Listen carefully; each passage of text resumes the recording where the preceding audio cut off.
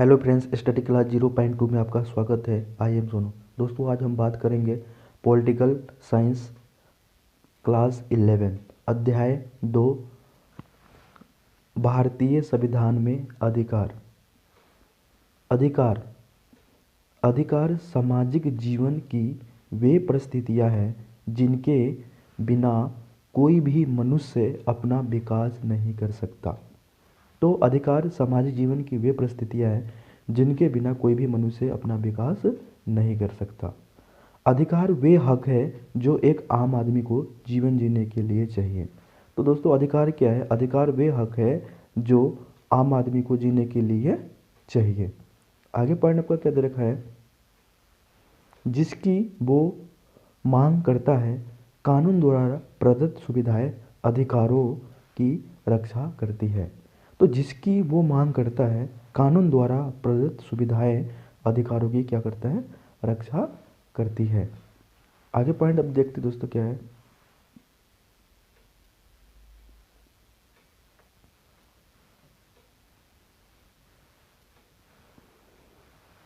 अधिकारों का घोषणा पत्र।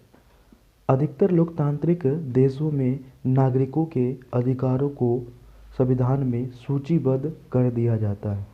ऐसी सूचियों को अधिकारों का घोषणा पत्र कहते हैं। तो अधिकतर लोकतांत्रिक देशों में नागरिकों के अधिकारों को संविधान में सूचीबद्ध कर दिया जाता है। ऐसी सूचियों को अधिकारों का घोषणा पत्र कहते हैं, जिसकी मांग 1928 में मोतीलाल नेहरू जी ने उठाई थी। जिसकी मांग किसने उठाई थी? मोतीलाल नेहरू जी ने 1928 में। आगे देखते हैं। भारतीय संविधान में मौलिक अधिकार वे अधिकार जो लोगों के जीवन जीने के लिए अति आवश्यक है या मौलिक समझे जाते हैं, उसे मौलिक अधिकार या फंडामेंटल राइट कहा जाता है। तो वे अधिकार जो लोगों के जीवन जीने के लिए अति आवश्यक है या मौलिक समझे जाते हैं, उसे मौलिक अधिकार कहा जाता है। 1928 में भी मोतीलाल नेहरू समिति ने अधिकारों के एक घोषणा पत्र की मांग उठाई थी। 44वें संविधान संशोधन द्वारा संपत्ति के अधिकार को मौलिक अधिकार की सूची से निकाला गया। संविधान के अनुच्छेद 45 में 6 से 14 वर्ष के बच्चों के लिए अनिवार्य निःशुल्क शिक्षा की व्यवस्था की गई है। तो अनुच्छेद 45 में 6 से 14 वर्ष के बच्चों के लिए अनिवार्य व निःशुल्क शिक्षा की व्यवस्था की गई है। 86वें संशोधन द्वारा 21 क में प्राथमिक शिक्षा को सभी नागरिकों को मूलाधिकार बना दिया गया है। तो 86वें संशोधन द्वारा 21 क में प्राथमिक शिक्षा को सभी नागरिकों को मूलाधिकार बना दिया गया है। आगे देखते दोस्तों, आगे क्या है आपका?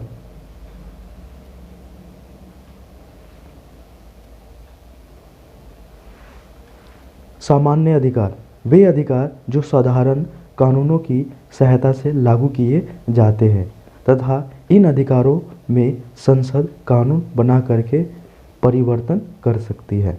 तो वे अधिकार जो साधारण कानूनों की सहायता से लागू किए जाते हैं तथा इन अधिकारों में संसद कानून बना करके परिवर्तन कर सकती है। अगला है आपका मौलिक अधिकार। ऐसे अधिकार जो व्यक्ति के विकास की आधारशिला होते हैं। ऐसे अधिकार जो व्यक्ति के विकास की आधारशिला होते हैं, जो संविधान में सूचीबद्ध किए गए हैं तथा जिनको लागू करने के लिए विशेष प्रावधान किए गए हैं। आगे देखते दोस्तों। इनकी गारंटी एवं सुरक्षा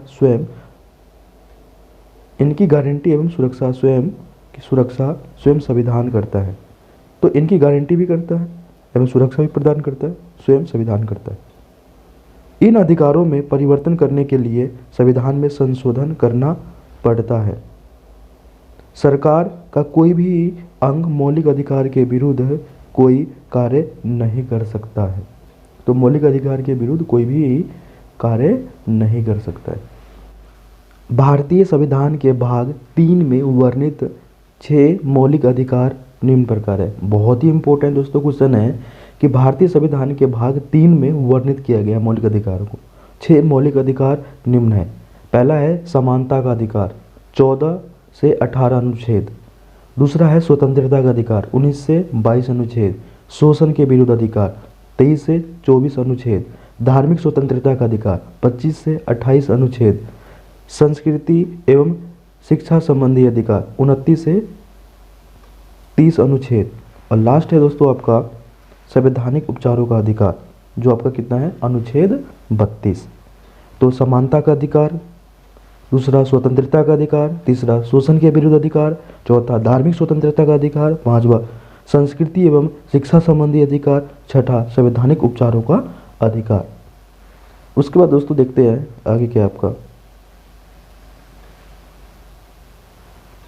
विशेष 1978 में संविधान के 44वें संशोधन द्वारा मौलिक अधिकार की सूची से संपत्ति के अधिकार को अनुच्छेद 31 से हटा दिया गया। तो 1978 में संविधान के 44वें संशोधन द्वारा मौलिक अधिकार की सूची से संपत्ति के अधिकार को अनुच्छेद 31 से हटा दिया गया है। इस अनुच्छेद 301 के तहत एक साधारण कानूनी अधिकार बना दिया गया है। अब हम एक एक करके मौलिक अधिकार के बारे में बात करते हैं। समता या समानता का अधिकार अनुच्छेद 14 से 18। अनुच्छेद 14 कानून के समक्ष समानता और कानून के समान संरक्षण। तो पहला अनुच्छेद क्या दे रखा है दोस्तों कि कानून के समक्ष समानता और कानून के समान संरक्षण। अनुच्छेद 15 धर्म, मूल वंश, जाति, लिंग या जन्म स्थान के आधार पर भेदभाव का निषेध माने क्या होता है रोक। अनुच्छेद 16 रोजगार में अवसर की समानता। और अनुच्छेद 17 बहुत ही इंपॉर्टेंट है छुआछूत का अंत। तो छुआछूत का अंत किस अनुच्छेद में दिया गया है अनुच्छेद 17। आगे बात करते हैं दोस्तों, आगे आपका क्या है अनुच्छेद 18 उपाधियों का अंत। स्वतंत्रता का अधिकार अनुच्छेद 19 से 22। अनुच्छेद 19 व्यक्तिगत स्वतंत्रता का अधिकार। 19(1) बोलने की स्वतंत्रता। 19(2) माने ख शांतिपूर्ण में एकत्रित होने की स्वतंत्रता। तीसरा है सभा समूह बनाने की स्वतंत्रता। चौथा है भारत में निवास करने की स्वतंत्रता। पांचवा है भारत में आजीविका की स्वतंत्रता। माने आजीविका का मतलब क्या होता है कि कोई भी काम भारत में हम कर सकते हैं। और लास्ट है आपका छठा है भारत में आने जाने की स्वतंत्रता। तो भारत में हम कहीं भी जा सकते हैं, कहीं भी आ सकते हैं, ये जाने की स्वतंत्रता है। आगे देखते हैं दोस्तों 20वां अनुच्छेद 20 अपराध में अभियुक्त या दंडित व्यक्तियों को संरक्षण प्रदान करना। अनुच्छेद 21 प्राण एवं दैहिक माने जीवन का अधिकार। 21(a) 86वें संविधान संशोधन द्वारा 2002 में 6 से 14 वर्ष के बच्चों को अनिवार्य निःशुल्क शिक्षा का अधिकार। तो 21(a) 86वें संविधान संशोधन द्वारा 2002 में 6 से 14 वर्ष के बच्चों को अनिवार्य निःशुल्क शिक्षा का अधिकार। अनुच्छेद 22 किसी भी नागरिक की विशेष मामलों में गिरफ्तारी एवं हिरासत से सुरक्षा प्रदान करना। अगला आपका है शोषण के विरुद्ध अधिकार। अनुच्छेद 23 से 24। अनुच्छेद 23 मानव के दुर्व्यवहार और बंधुआ मजदूरी पर रोक। तो 23वां क्या दे रखा है कि मानव के दुर्व्यापार और बंधुआ मजदूरी पर रोक। 24वां आपका है कि जोखिम वाले कामों में बच्चों से मजदूरी कराने पर रोक। तो जोखिम वाले कामों में बच्चों से मजदूरी कराने पर क्या है दोस्तों रोक है। तो आगे हम देखते हैं आगे आपका क्या है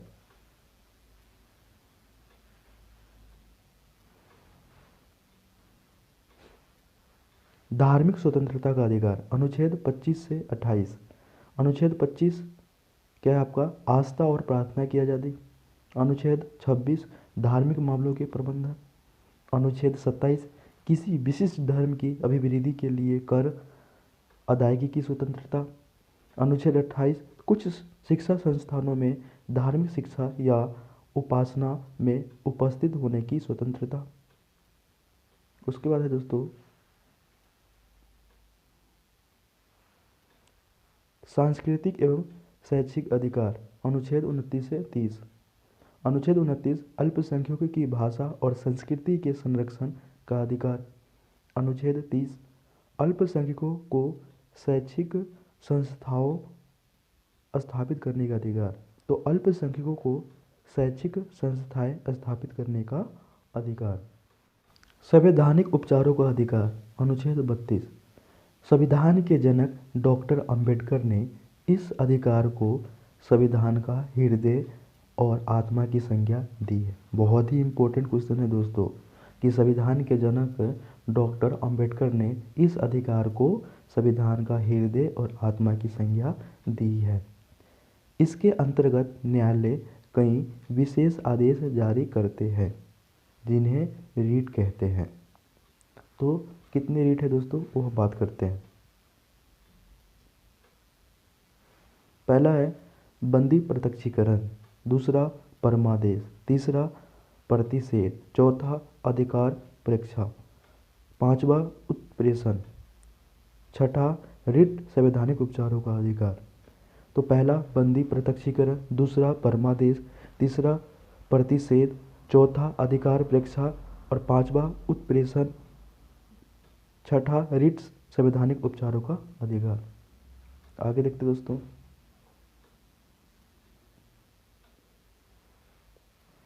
दक्षिण अफ्रीका का संविधान दिसंबर 1996 में लागू हुआ। बहुत ही इंपॉर्टेंट क्वेश्चन है दोस्तों कि दक्षिण अफ्रीका का संविधान दिसंबर 1996 में लागू हुआ जब रंग भेद वाली सरकार हटाने के बाद देश गृह युद्ध के खतरे से जूझ रहा था।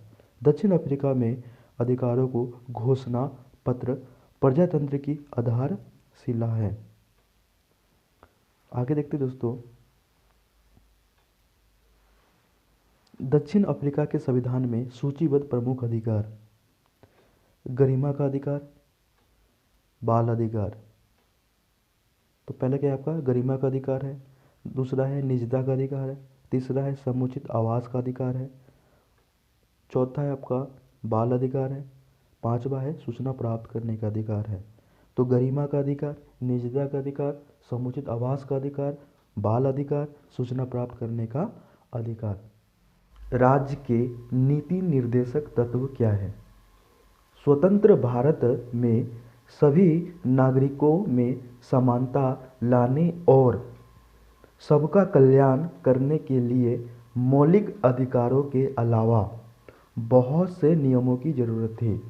तो स्वतंत्र भारत में सभी नागरिकों में समानता लाने और सबका कल्याण करने के लिए मौलिक अधिकारों के अलावा बहुत से नियमों की जरूरत थी।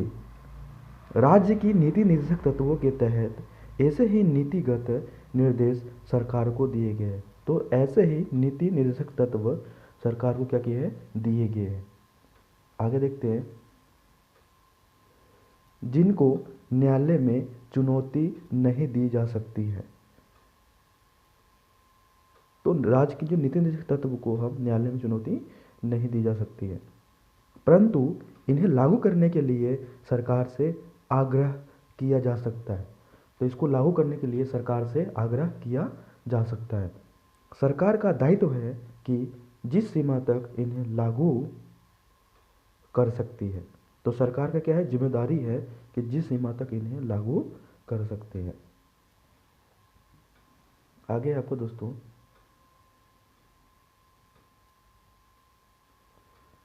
राज्य के नीति निर्देशक तत्वों की सूची में 3 प्रमुख बातें। पहला, वे लक्ष्य और उद्देश्य जो एक समाज के रूप में हमें स्वीकार करने चाहिए। तो वे लक्ष्य और उद्देश्य है जो एक समाज के रूप में हमें स्वीकार करने चाहिए। वे अधिकार जो नागरिकों को मौलिक अधिकार के अलावा मिलने चाहिए। तो वे अधिकार जो नागरिकों को मौलिक अधिकार के अलावा मिलने चाहिए। वे नीतियाँ जिन्हें सरकार को स्वीकार करना चाहिए। नागरिकों के मौलिक कर्तव्य। 1976 में 42वें संविधान संशोधन द्वारा नागरिकों के मौलिक कर्तव्यों की सूची अनुच्छेद 51 का समावेश किया गया है। इसके अंतर्गत नागरिकों के 11 मौलिक कर्तव्य निम्न हैं। तो 1976 में 42वें संविधान संशोधन द्वारा नागरिकों के मौलिक कर्तव्यों की सूची अनुच्छेद 51 का समावेश किया गया है। इसके अंतर्गत नागरिकों के 11 मौलिक कर्तव्य निम्न हैं। तो पहला क्या है दोस्तों, वो बात करते हैं हम।